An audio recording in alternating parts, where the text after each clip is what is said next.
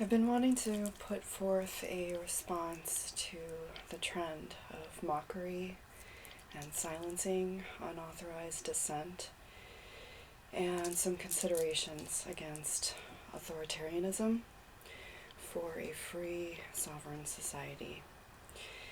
As humans, we have a responsibility, an ability to respond, a choice, and a power. Given any situation, humans should hopefully strive to be honest, collaborative, genuinely motivated by contributing to the greatest good of all. This is especially true in an emergency. Many are terrified right now, living in fear.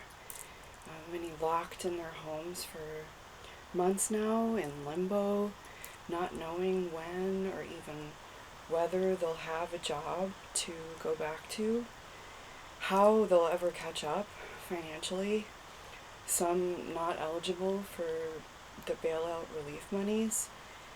Many believe everything that the mainstream news media, medical, and government authorities say immediately as they say it, living in a sense hinging on officials' word as it fluctuates in the narrative of the hour that most hope, at least on some level, is intended to be best for everyone, current, transparent, thorough, and honest.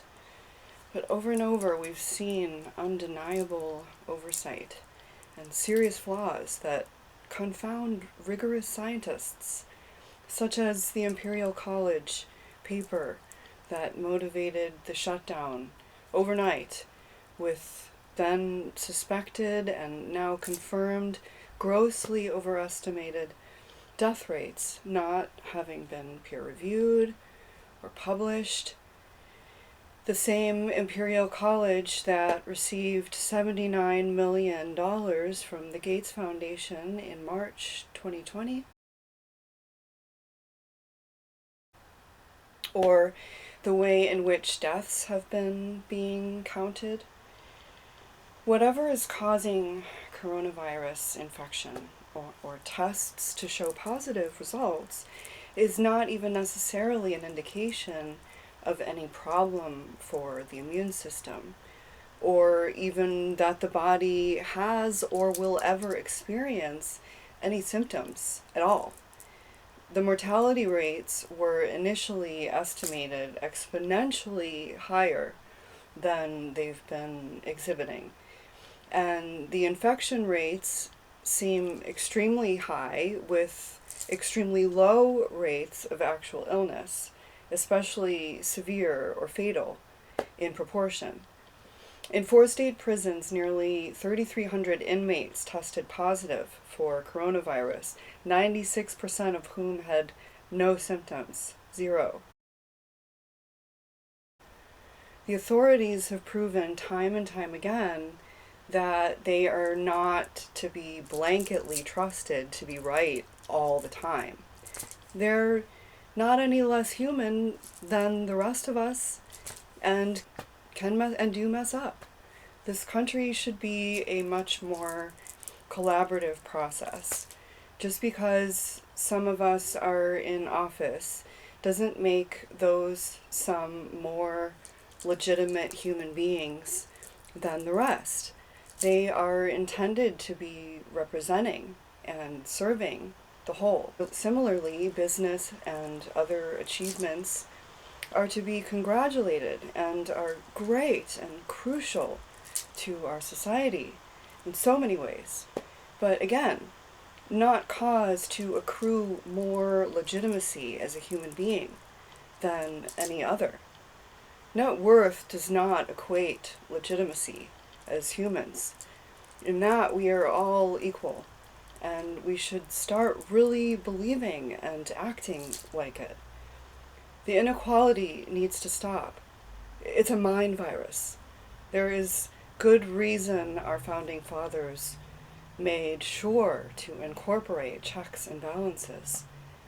And the Second Amendment was created because of the inherent threat of government to be corrupted, usurped, or to abuse power and act in tyrannical ways, which was precisely what motivated the foundation of this country in the first place.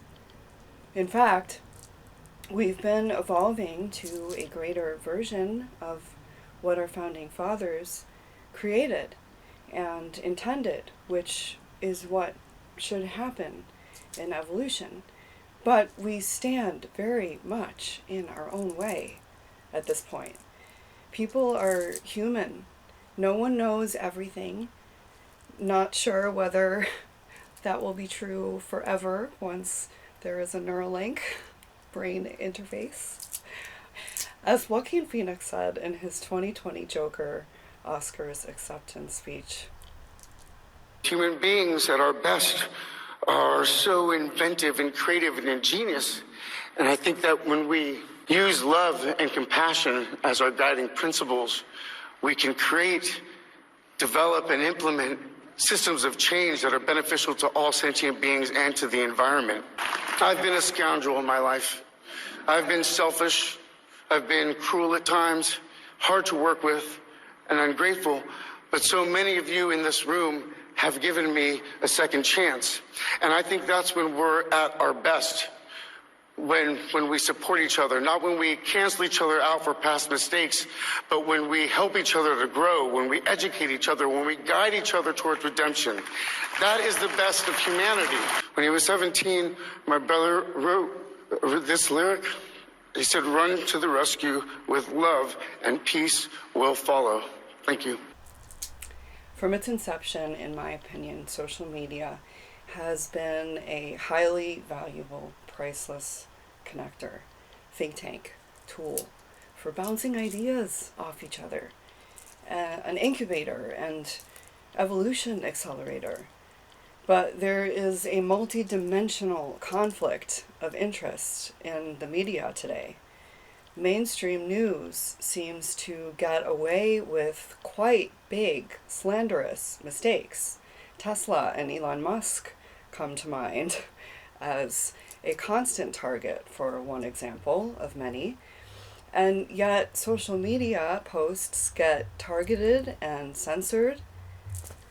George Washington said, "If the freedom of speech is taken away, then dumb and silent we may be led away like sheep to slaughter."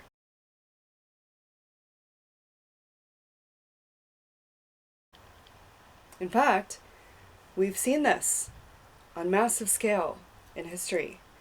I'd wager the ability for government and news sources to, for years, create confusion that there may be any doubt humans are destroying our ecosystem is pretty ludicrous, and obviously one of our chronic issues, focusing outside of the core root of the issue.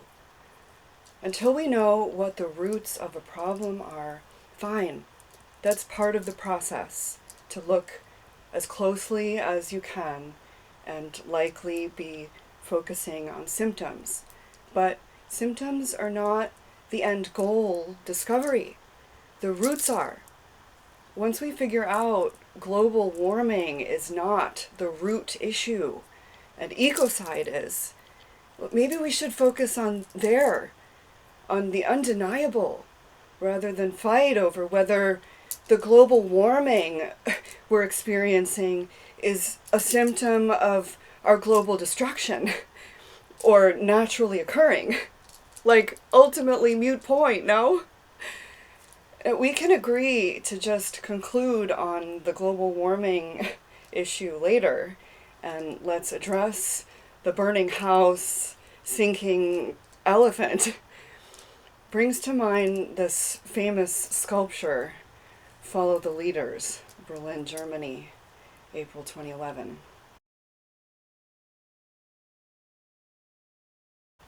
If we do not keep use of our social media platforms free and hold our professional news sources to rigor and true coverage, not clickbait sensational motivation, we are going to steer this country back toward the undesirably soulless, robotic direction we seemed to be trying to break free from. Let's just assume for a minute, at some point, a singularity will be reached, and future technology will reach a 0 point and possibly become autonomous. What will happen is unknown, possibly not far off. If humanity is repressed, fearful, and hateful, we will create a Roko's basilisk. Humanity would likely be seen as a blight if they're just consuming, mindless, and not thinking independently and contributing to evolution. That's parasitic, I think. So on every level, it seems logical also for the evolution of the species that humanity have forums where all things not illegal can be entertained, considered, and discussed. If someone is intentionally deceptive in creating or posting content, that's a clear problem, shitty karma, and trolls and fake accounts should be dealt with carefully. But generally, people post to share with the intent of discussing topics they find interesting and important, and for pure entertainment purposes, of course. I've said a few times in posts, one of the most disturbing aspects of this pandemic, besides illness, death, and all the hardship as a result of the shutdown, is the censorship, the shaming, mocking, censorship, reminiscent in ways of the heretics' witch trials and burnings in Catholicism and Salem, Massachusetts, etc. They're anti-human. Their closed-minded declaration of heresy, figuratively speaking, at those who hesitate to accept a given narrative, is widely exhibiting, and from sources, friends, etc., I never would have expected. It's like a Kubrick-esque reality show for aliens watching from above, in which there's like this Stepford Wives Truman Show Kool-Aid drinking contest, and the most outraged by unauthorized dissent wins.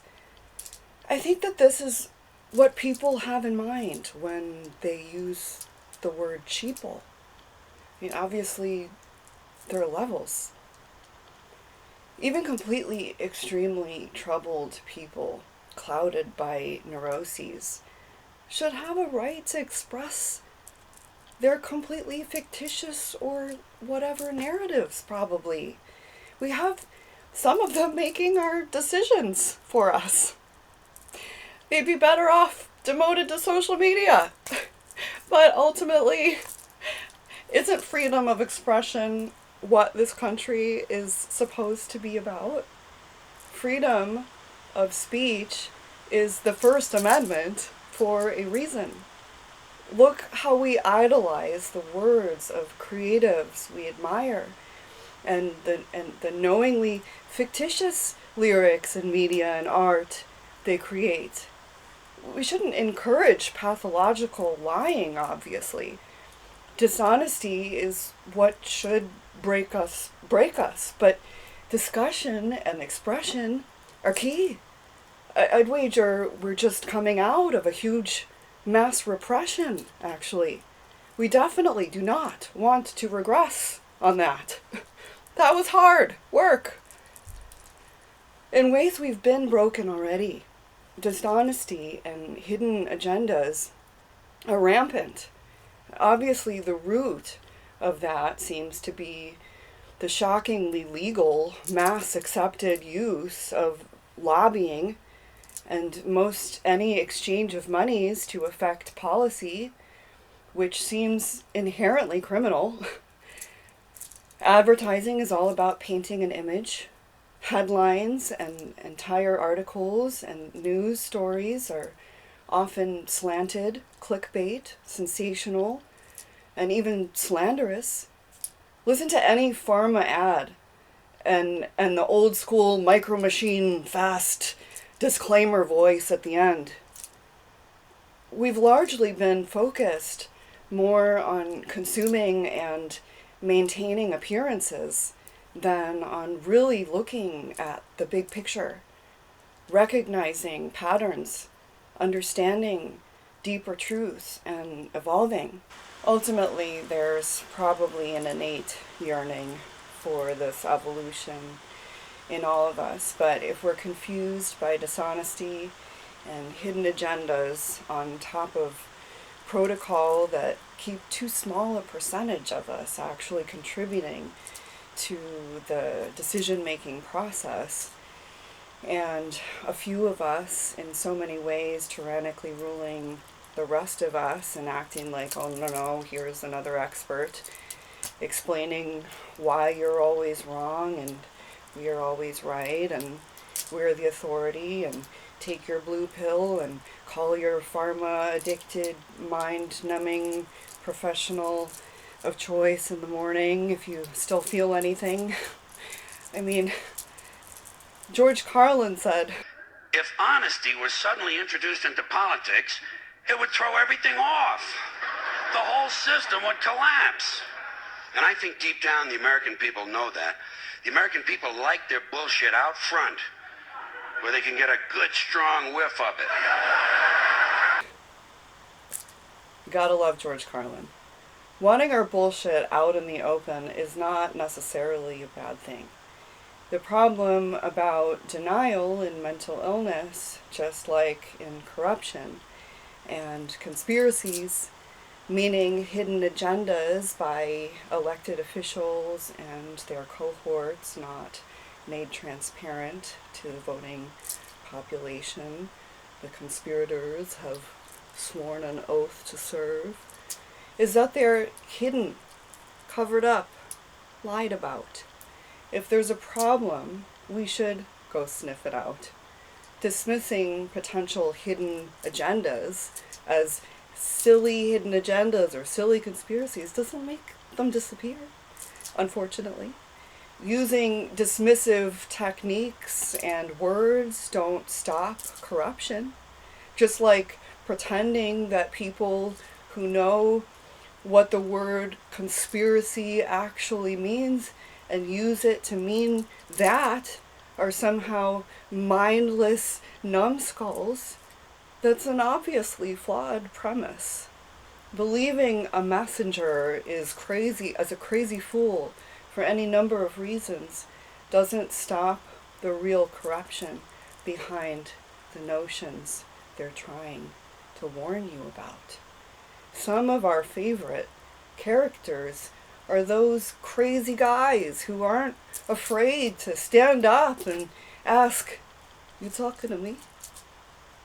The Bakersfield Doctors video, which first principles enamored rigorous science enthusiast Elon Musk shared, saying the docs make good points, and the Plandemic movie are two prime examples of highly attacked posts being debunked, shamed, mocked for their assertions. In my impression, this censorship and mockery is the dangerous territory that concerns citizens' discussions, because essentially that's what these all are being mocked, shamed, shunned, censored, deleted repeatedly, and aggressively discouraged from all angles, is disturbing.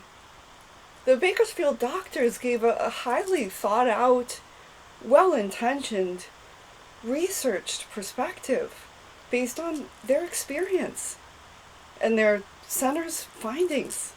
Instead of viewing what's valuable in their research and consideration and what might be skewed due to pool size, geographical area, and patient base, etc., it's generically debunked and completely invalidated targeted and taken down, deleted over and over. Mickey Willis, I don't know well, but had the pleasure of being hired by, I believe it was 2012, for a voiceover project. I was hired to do a voiceover for an ad for their conscious media platform they were working on called Play It Forward, and ended up voicing it in 3 languages, Italian, Spanish, and English. And I've been so impressed and inspired by his Elevate films and his whole family's intentions, and in everything that they do that I've seen. Even through a devastating fire in Ojai, where they and team members lost everything. The sweeping generalizations I've seen circulating online would seemingly put Mickey and Judy in dunce caps in a corner somewhere. Some say God is in the details. Most of the dissenting, concerned posts online about the pandemic are citizens from varying backgrounds who mean well and have valid points and varying levels of expertise, some advanced. Whether or not they manage to articulate their concerns with the perfect terms or are correct about everything should not, in my opinion, be the basis for validating their entire concern's merit for display and discussion, in my understanding of social media. This comes down to a really serious issue. Do we in 2020 want to completely cede our decision-making to experts? This consideration recalls the telling illustration of Eric Drucker's titled Censorship. We should be allowed to have discussions, I feel, and have sovereignty, be our own authority, if this is genuinely a free country and not a hypocrisy. Censorship on social media is a dangerous road and destined to take us in the wrong direction, I think. Even the way the partly false pop-ups cover posts on Facebook is enough to completely invalidate the information contained in the post for some people. Not blocking, but under the post, and stating like controversial as a link with with explanations, that might work better. But anyway, much of the censorship is blanketly invalidating entire arguments when the intent of the poster is on point and there are valid points, or perhaps at least inclinations that could help lead to future discoveries. At the very least, consider the time and passion these people put in trying to help, as that is their clear intent, in my impression, given the examples. I see the internet like an Akashic record of sorts. Whatever we share contributes to what others have access to. With that power comes responsibility. We do well to encourage each other to use it wisely, but many of us have learned where repression takes us. And one thing is for certain, repression is like kryptonite to wellness and progress. Do we want to evolve toward our greatest potential and save the ecosystem and everything that's best about our civilization? If so, we have to act fast, forward, and as all together as possible. To do that, it'll be important to value and respect people's experiences, at least on some compassionate level, even if you're convinced that they're totally wrong. The concept of Ubuntu, I think, helps.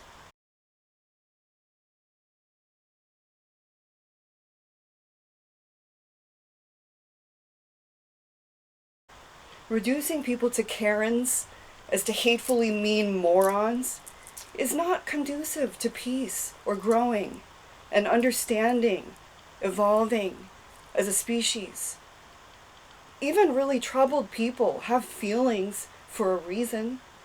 Like Johann says, via Professor Johann Cacioppo. He proved a few things. First thing he proved is that for a human being, being acutely lonely is as bad for your health as smoking 15 cigarettes a day. If you become really lonely, that releases as much of the stress hormone cortisol as if you are punched in the face by a stranger. Just like bees evolved to need a hive, humans evolved to need a tribe. And we are the first human beings ever to try to live without tribes. It's making us feel terrible. Picture a bee that decided it was going to live apart from the hive. It would go crazy, it would start acting in a way that was completely haywire. Now imagine telling that bee that it was feeling that way just because of a pollen imbalance in its brain.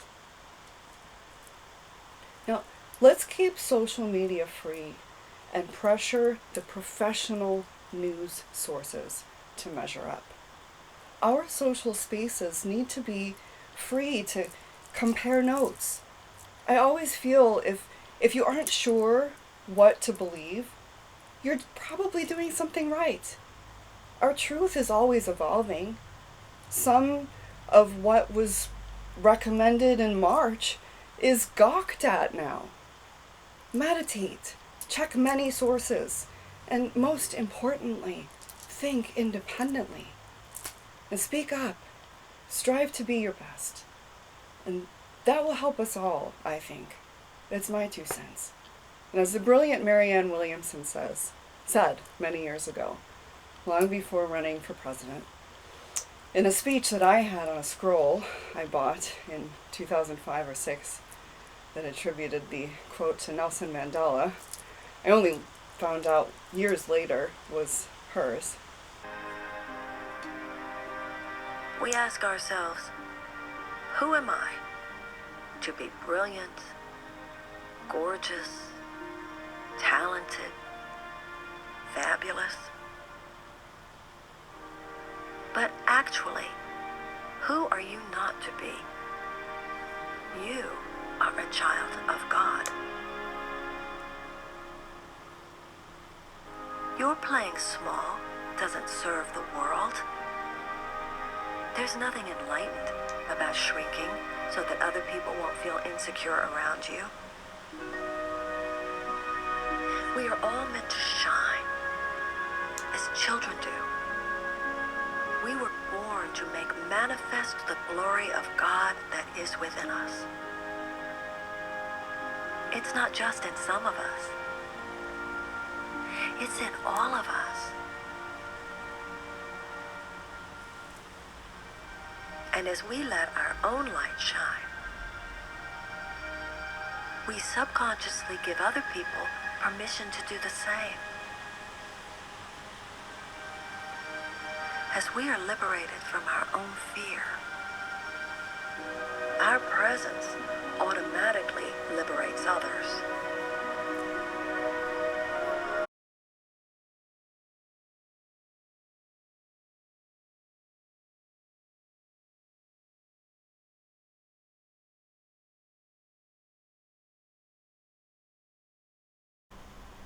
Our freedom to shine our light, how we choose, is a most precious thing, not to be relinquished lightly. It seems a good bit of our policy and the way things are run is antiquated and running like a super old Mac on the first version of software, running on dinosaur bones. If we're to survive and hopefully thrive and really create the advanced civilization we're capable of, we're going to need to figure out how to get out of our own way and update our systems so that they can take updates at least nearly as quickly and efficiently as our software. Or it's Rocco's basilisk, doom and gloom for Earth. Shall we create a great future? That has my vote. We may still need a president, but Joe gives some pretty good insight. We shouldn't have a fucking president. It's a ridiculous idea to have a popularity contest, see who controls everything. Because if you could go back in time and grab Thomas Jefferson and bring him to 2018, his first question would be, you guys didn't write any new shit?